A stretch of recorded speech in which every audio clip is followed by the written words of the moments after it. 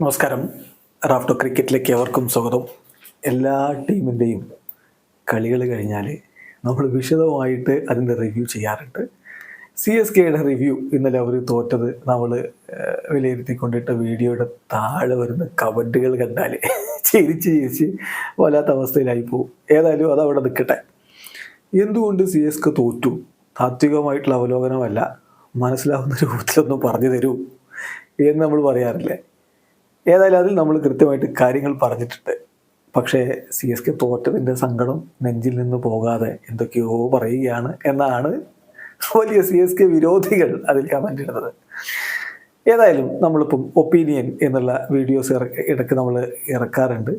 അപ്പം ആ ഒരു വീഡിയോ ആണ് ഇവിടെ വരുന്നത്. CSKക്ക് പാളിയതെവിടെ? ഇനി ഈ ടീം രക്ഷപ്പെട്ടില്ലേ? ഇതാണ് ചോദ്യം. CSKക്ക് പാളിയതെവിടെ എന്ന ചോദ്യം വരുമ്പോൾ കഴിഞ്ഞ 2 കളികൾ LSGയോട് അടുപ്പിച്ചങ്ങ് തോൽക്കുകയാണ്. LSGയോട് കളിച്ച 2 കളികളും തോറ്റു. LSGയുടെ നാട്ടിലും പോയി തോറ്റു, ഇവിടെ CSKയുടെ മണ്ണിലും തോറ്റു. ചെപ്പോക്കിൽ ഈ സീസണിലെ ആദ്യത്തെ തോൽവിയാണ് എന്ന കാര്യം ഓർക്കുക. എന്ന് മാത്രമല്ല, പുറത്തു പോയി കളിച്ചപ്പോൾ 4 കളികളിൽ 1 മാത്രമേ വിജയിച്ചിട്ടുള്ളൂ. അപ്പോൾ സ്വാഭാവികമായിട്ടും ഒരു ആശങ്ക CSKയുടെ ആരാധകരിലുണ്ട്. ഈ ടീമിന് പ്രശ്നങ്ങളുണ്ടോ? ഈ ടീം രക്ഷപ്പെടില്ലേ എന്ന ചോദ്യം. കാരണം ഇപ്പോൾ ടോപ്പ് 4-ൽ നിന്ന് താഴേക്ക് ഇറങ്ങിയിരിക്കുകയാണ്. ആദ്യമായിട്ടാണ് ഈ സീസണിൽ CSKക്ക് അത് സംഭവിക്കുന്നത്. 5ാം സ്ഥാനത്തായി പോയിട്ടുണ്ട് CSK. ഒന്നും കൈവിട്ടിട്ടില്ല. ഇപ്പോഴേ വലിയ രൂപത്തിലുള്ള ആശങ്കയ്ക്ക് കാര്യമില്ല എന്നുള്ളതാണ് യാഥാർത്ഥ്യം. എന്തായാലും ഹോം മത്സരങ്ങളാണ് അടുത്ത 2 മത്സരങ്ങളും വരാനുള്ളത്. ആ മത്സരങ്ങളിൽ വിജയിക്കുക, തിരിച്ചു വരിക, അതിനപ്പുറത്തേക്കൊന്നും ഇപ്പോൾ CSKക്ക് ചിന്തിക്കാനുണ്ടാവില്ല. പക്ഷേ വരുന്ന മത്സരമൊക്കെ SRHനോടൊക്കെയാണ്. അതത്ര എളുപ്പമല്ല എന്നുള്ളത് എല്ലാവർക്കും അറിയാം. എന്നാലും ചെപ്പോക്കിൽ എപ്പോഴും നമ്മൾ ഒരു ആനുകൂല്യം കൊടുക്കേണ്ടത് CSKക്ക് തന്നെയാണ്. ഒരു ആധിപത്യം ഉണ്ടാവുക CSKക്ക് തന്നെയാണ്, അഡ്വാൻറ്റേജ് അവർക്ക് തന്നെയാണ്. ഇന്നലത്തെ കളിയിൽ സ്റ്റോയിനിസിൻ്റെ മികച്ച പ്രകടനവും പിന്നെ ഡ്യൂവും ചില തെറ്റായിട്ടുള്ള തീരുമാനങ്ങളും ഒക്കെ ചേർന്നാണ് CSK തോൽപ്പിച്ചിട്ടുള്ളത്. പാളിയതെവിടെ എന്ന് ചോദിക്കുമ്പോൾ ഒന്നാമത്തെ പാളൽ CSKയുടെ ഓപ്പണിംഗ് കൂട്ടുകെട്ടി തവണ പ്രശ്നമാണ്. ഡെവൻ കോൺവോയ്ക്ക് പരിക്ക് പറ്റിയതാണ് അവർക്ക് തിരിച്ചടിയായത്. ഞാൻ ഇപ്പോഴും ഓർക്കുന്നു, ഡെവൻ കോൺവോയ് റൂൾഡ് ഔട്ട് ആണ് എന്ന വീഡിയോ ചെയ്യുമ്പോൾ, അല്ലെങ്കിൽ അദ്ദേഹത്തിന് പരിക്കുണ്ട്. 2 വീഡിയോകൾ നമ്മൾ ചെയ്തിട്ടുണ്ട്. ഒന്ന് സീസണിന് മുമ്പ് അദ്ദേഹത്തിന് പരിക്ക് പറ്റിയപ്പോൾ മെയ് മാസം വരെ അദ്ദേഹത്തിന് ഇറങ്ങാൻ പറ്റില്ല, CSKക്ക് വൻ തിരിച്ചടിയെന്നും, പിന്നെ അദ്ദേഹം റൂൾഡ് ഔട്ടായി എന്ന വാർത്ത വന്നപ്പോൾ ആ വീഡിയോ ചെയ്ത്. ആ 2-ന് താഴെയും വന്നത് എന്താണ് ഇതാൻ പറയുന്നത്? ഒരു ഡെവൻ കോൺവോയെ കണ്ടിട്ടല്ല CSK, അത് പോയ 100 ആൾ വേറെ ഉണ്ട് എന്ന തരത്തിലായിരുന്നു. സംഗതിയൊക്കെ ശരിയാണ്. ഡെവൻ കോൺവോയി പ്രൂവ് ചെയ്ത ആളാണ്, അല്ലാതെ 100 ആൾ വേറെ വന്നിട്ട് കാര്യമില്ല. പ്രൂവ് ചെയ്ത ആളാണ്. കഴിഞ്ഞ സീസണിലും അതിന് മുമ്പത്തെ സീസണിലും മിന്നിക്കത്തി കളിച്ചിട്ടുള്ള ആളാണ്. അങ്ങനെ ഒരാൾ പോകുമ്പോൾ പിന്നെ റീപ്ലേസ്മെന്റിനെ കണ്ടെത്തി ഫിറ്റായി വരണം. അതൊരു പ്രശ്നമാണെന്നേ. ആ പ്രശ്നമാണ് ഇപ്പോഴും കാണുന്നത്. രജിൻ രവീന്ദ്ര ആദ്യത്തെ 1-2 കളികളിൽ കളിച്ചു എന്നല്ലാതെ പിന്നീട് ഒന്നും വേണ്ട വിധത്തിൽ കോൺട്രിബ്യൂട്ട് ചെയ്തിട്ടില്ല. ഇപ്പം അദ്ദേഹത്തെ ഡ്രോപ്പ് ചെയ്യേണ്ട അവസ്ഥയിലേക്ക് പോയി. അത് തന്നെ ഒരു പ്രശ്നമാണ്. ഈ സീസണിൽ CSKക്ക് ഓപ്പണിങ്ങിൽ മികച്ച പ്രകടനം കാഴ്ചവെക്കാൻ പറ്റുന്നില്ല. ഋതുരാജ് ഗെയ്ക്വാദ് താഴേക്ക് ഇറങ്ങിയ നമ്മൾ കണ്ടു. അത് രഹാനയ്ക്കൊരു നികളുണ്ട് എന്നുള്ളത് കൊണ്ടാണ്. ഇന്നലെ പിന്നെ രഹാനയും രുദ്രാജും ചേർന്ന് ഓപ്പൺ ചെയ്തു. എന്ത് സംഭവിച്ചു? രഹാനയ്ക്കൊന്നും കോൺട്രിബ്യൂട്ട് ചെയ്യാൻ പറ്റാതെ പോവേണ്ടി വന്നു. രുദ്രാജ് സെഞ്ചുറി അടിച്ചത് മറ്റൊരു കാര്യം. അപ്പോൾ ഓപ്പണിംഗ് കൂട്ടുകെട്ടിൽ ആ മികവ് വരുന്നില്ല. തുടക്കത്തിലെ വിക്കറ്റുകൾ പോകുന്നു എന്നതിൻ്റെ ഫലം എന്താണ്? പവർ പ്ലേയിൽ കാര്യങ്ങൾ സ്ലോ ഡൗൺ ആയി പോകും. അത് സംഭവിക്കുന്നു. അത് തന്നെയാണ് ഒരു പാളിച്ച. പിന്നെ ഡാരിൽ മിച്ചലിനെ 10-14 കോടിക്ക് കൊടുത്ത് കൊണ്ടുവന്നതാണ്. അദ്ദേഹത്തിന് അതിനൊത്ത പ്രകടനം ഇതുവരെ നടത്താൻ പറ്റിയിട്ടില്ല എന്നുള്ളതൊരു പ്രശ്നമാണ്. അപ്പം ഓപ്പണിങ്ങിലെ പ്രശ്നം അവിടെ നിൽക്കുന്നു.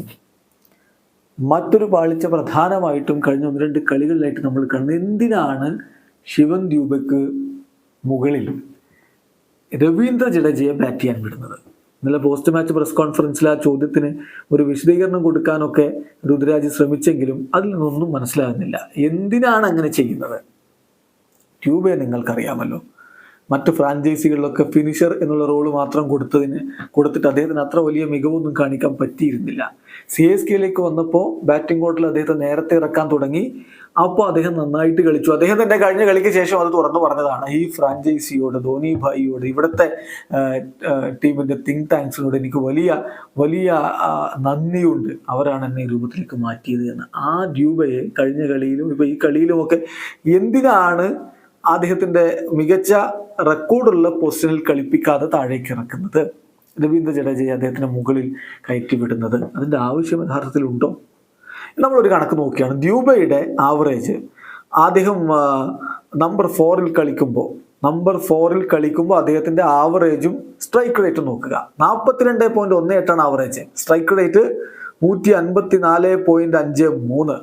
എന്നിട്ട് അദ്ദേഹത്തെ സെക്കൻഡ് കൺസിക്യൂട്ടീവ് ഗെയിമിലാണ് പൊസിഷൻ മാറ്റിയിറക്കുന്നത്. എന്ത് ഫലം ഉണ്ടാവുന്നു? അതുകൊണ്ട് അദ്ദേഹത്തിന് മുകളിൽ കയറി വരുന്ന ആൾക്ക് വലിയ ഇമ്പാക്റ്റ് ഉണ്ടാക്കാൻ കഴിയുന്നതായിട്ട് തോന്നുന്നുമില്ല. സോ അദ്ദേഹത്തെ ഹോൾഡ് ചെയ്ത് വെക്കുന്നതിൽ പ്രത്യേകിച്ച് അർത്ഥമൊന്നുമില്ല എന്നതാണ് യാഥാർത്ഥ്യം. അതൊരു പാളിപ്പോയ തീരുമാനമായിട്ടാണ് എനിക്ക് തോന്നിയിട്ടുള്ളത്. ഡ്യൂബയുടെ CSKയ്ക്ക് വേണ്ടിയുള്ള പെർഫോമൻസിനെ നോക്കുക.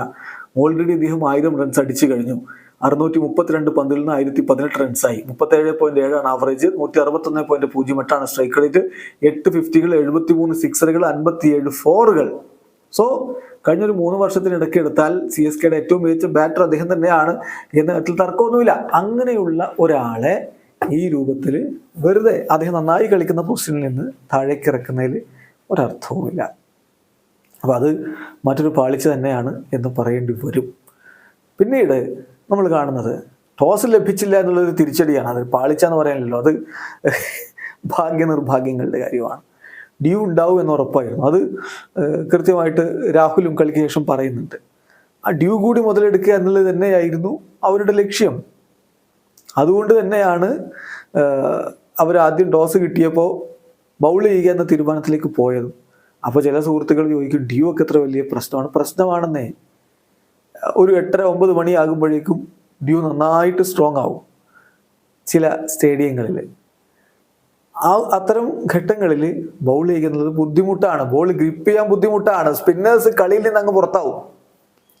പിന്നെ ചിലരൊക്കെ ചോദിക്കുന്നത് കണ്ടു, എന്തുകൊണ്ട് 2 ഓവർ മാത്രം ജഡേജയ്ക്ക് കൊടുത്തു എന്നൊക്കെ. ശരിയാണ്, 2 ഓവർ മാത്രം ജഡേജയ്ക്ക് കൊടുത്തു എന്ന് പറഞ്ഞാൽ സ്പിന്നറാണ്, ബോൾ ഗ്രിപ്പ് ചെയ്യാൻ ബുദ്ധിമുട്ടാണ്, ഒരു തരത്തിലുള്ള അസിസ്റ്റൻസും കിട്ടില്ല. അതിൽ ഒരു കാര്യം നോക്കിയാൽ മതി, മുസ്തഫീസുർ റഹ്മാൻ പറഞ്ഞ കട്ടർ വളരെ നൈസായിട്ട് ബാറ്റിലേക്ക് പോകുന്നുണ്ടല്ലേ, ഇതാണ് സംഭവിക്കുക. അപ്പം അതൊരു പ്രശ്നമാണ്, അതൊക്കെ സമ്മതിക്കുന്നു. അത് നമുക്ക് പാളി എന്ന് പറയാൻ പറ്റില്ല, ടോസ് കിട്ടാത്തത് കൊണ്ട് സ്വാഭാവികമായിട്ട് സംഭവിച്ചാണ്. അതിനെ പ്രതിരോധിക്കാൻ വകയുണ്ടാവണമായിരുന്നു, അത് ഉണ്ടാവാതെ പോയി. പിന്നെയുള്ളൊരു പാളിച്ച 16ാമത്തെ ഓവർ കൊടുക്കാൻ അവിടെ ഒരുപാട് ബൗളർമാരുണ്ടെന്ന് ഒറ്റ നോട്ടത്തിൽ തോന്നും. പക്ഷെ ആരെയും അത്ര അങ്ങ് വിശ്വാസമില്ലാത്തത് കൊണ്ടായിരിക്കണം ഷാർദുൽ താക്കൂറിന് കൊടുത്തത്. അത് ശരിക്കും പാളിപ്പോയി. ഇപ്പം ദീപക് ചാഹർ അവിടെ ഉണ്ടായിരുന്നു, തുഷാർ ദേശ്പാണ്ഡെ ഉണ്ടായിരുന്നു. സ്പിന്നർമാരല്ലേ നമുക്കിപ്പം ഒഴിവാക്കി എന്ന് പറയാനുള്ളത്. ശരിയാണ്, ദീപക് ചാഹറിന് ബോൾ മൂവ് ചെയ്തില്ലെങ്കിൽ അടി കിട്ടും, അത് നമ്മൾ പലപ്പോഴും കണ്ടിട്ടില്ല. തുഷാർ ദേശ്പാണ്ഡെക്ക് അത്ര എക്സ്പീരിയൻസ് ഇല്ല എന്നുള്ള ഒരു കാൽക്കുലേഷനിലായിരിക്കണം ഷാർദുൽ താക്കൂറിന് കൊടുത്തു. പക്ഷെ തെറ്റായ തീരുമാനമാവുന്ന കാഴ്ചയാണ് നമ്മൾ കണ്ടത്. 10-16 റൺസ് അങ്ങ് പോയി. സോ 10-16 റൺസ് അങ്ങ് പോയി എന്നല്ല, ആ ഓവറിൽ 10-20 റൺസിന് മുകളിൽ പോയി. അതാണ് 16 റൺസ് അല്ല, 10-20 റൺസിന് മുകളിൽ പോയി. 3 പന്തുകളായപ്പോഴേക്കും ഈ പറഞ്ഞ റൺസൊക്കെ പോയിരുന്നു ആ ഓവറിൽ എന്നുള്ളതാണ്, പകുതി ആയപ്പോഴേക്കും. അവിടെ നിന്നാണ് യഥാർത്ഥത്തിൽ LSG ആ മൊമെന്റം പിടിക്കുന്നത്. 13ാമത്തെ ഓവറിന് ശേഷം തന്നെ കാര്യം കൈവിട്ടു പോയിരുന്നു. സോ ഈ ഒരു തീരുമാനം പാളിപ്പോയി, അതിൽ കാര്യങ്ങൾ ആക്സലറേറ്റ് ചെയ്തു പോയി. പിന്നെ ഫീൽഡിംഗ് പിഴവൊന്നും പറയേണ്ടതില്ല, ദീപക് ചാഹറൊക്കെ വിട്ട ബൗണ്ടറി ഒന്നും പറയാനില്ല. ആ പാളിച്ചയും വലുതാണ്, അത് മറ്റൊരു പാളിച്ചയായിരുന്നു. പിന്നെ പതിരാനയും ഫിസിനും അല്ലാതെ മറ്റാർക്കും ഓവർ കൊടുക്കാനില്ലായിരുന്നു. അപ്പൊ അത് തെറ്റി എന്ന് പറയുന്നുണ്ട് ചിലർ. എന്തുകൊണ്ട് ഫിസിന് കൊടുത്തു, ദീപക് ചാഹർ നിൽക്കുക എന്നൊക്കെ. അത് അറിയാമല്ലോ, ഇന്നത്തെ ഓവറുകളിൽ ഫിസിന് തന്നെയാണ് കൊടുക്കാൻ പറ്റുക. ദീപക് ചാഹറിനേക്കാൾ മുകളിൽ നമുക്ക് ഒപ്റ്റ് ചെയ്യാൻ പറ്റുന്നയാൾ ഫിസ് തന്നെയാണ്. ബട്ട് അൺഫോർച്ചുനേറ്റ്ലി ഇന്നലെ അതൊന്നും എഫക്റ്റീവ് ആവുന്നൊരു കണ്ടീഷനുമായിരുന്നില്ല. അപ്പോൾ പാളിച്ചകൾ സംഭവിച്ചിട്ടുണ്ട്. അതുകൊണ്ടുകൂടിയാണ് ഈ ഒരു റിസൾട്ട് വന്നത്. സ്റ്റോയിനിസിന്റെ കിടലൻ ബാറ്റിംഗ് പ്രകടനത്തെ ഇത് പറഞ്ഞുകൊണ്ട് അതിൻ്റെ പ്രഭ മങ്ങിക്കുകയല്ല. അദ്ദേഹത്തിൻ്റെ ദൃഢനിശ്ചയം തന്നെയാണ് ടീമിനെ വിജയത്തിലേക്ക് കൊണ്ടുപോയത്. അവിടെ ജസ്റ്റിൻ ലാംഗറുടെ ആ തീരുമാനം നമ്മൾ എടുത്തു പറയണം. ബിഗ് ബാഷിൽ മികച്ച പ്രകടനം നടത്തിയിട്ടുണ്ട് എന്നുള്ളത് അദ്ദേഹം മനസ്സിൽ കണക്ക് കൂട്ടി. ഇതുവരെ നമ്പർ 3 ബാറ്റ് ചെയ്യാൻ വന്നിട്ടില്ല, പക്ഷെ ഇവിടെ അതിന് വിട്ടു. കാര്യങ്ങളങ്ങ് ഏറ്റെടുത്ത് സ്വയം വിജയത്തിലേക്ക് ടീമിനെ കൊണ്ടുപോയ മാർക്കസ് സ്റ്റോയിനിസിന് കൈയടിക്കണം. അപ്പോഴും CSKക്ക് പാളിച്ചകൾ സംഭവിച്ചിട്ടില്ല എന്ന് പറയുന്നതിൽ അർത്ഥമില്ല.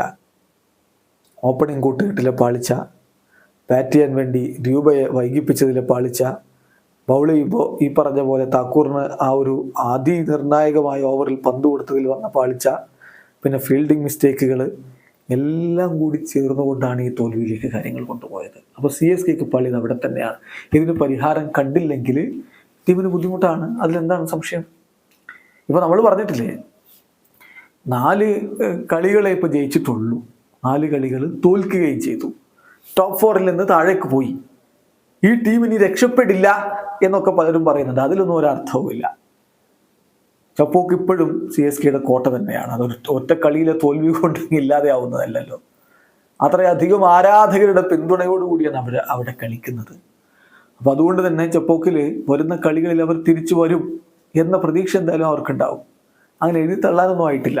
ഒരു കളിയിൽ അല്ലെങ്കിൽ കഴിഞ്ഞ 1-2 കളികളിലെ മോശം പ്രകടനം കൊണ്ടൊക്കെ CSK എഴുതി തള്ളുകയാണെങ്കിൽ അത് വലിയ അബദ്ധമായിരിക്കും. തിരികെ വരാനുള്ള റിസോഴ്സ് അവരുടെ കയ്യിലുണ്ട്. അത് വേണ്ട വിധത്തിൽ ഉപയോഗപ്പെടുത്തുക എന്നുള്ളതാണ് പ്രധാനപ്പെട്ട കാര്യം. ഈ ടീമിനെ തിരിച്ചു വരില്ല എന്ന് പറയുന്നവരോട് പറയാനുള്ളത്, ഇപ്പോഴേ നമ്മൾ അങ്ങനെ എഴുതിത്തള്ളാനുള്ള സമയമായിട്ടില്ല എന്നുള്ളത് തന്നെയാണ്. പാളിച്ചകളുണ്ട്, പ്രശ്നങ്ങളുണ്ട്, പക്ഷെ പരിഹരിക്കാനുള്ള റിസോഴ്സസും അവിടെയുണ്ട്. വീഡിയോ അവസാനിക്കുന്നു. ക്രിക്കറ്റ് ലോകത്ത് കൂടുതൽ വിശേഷങ്ങളുമായി റാഫ്റ്റോക്സ് എത്താം.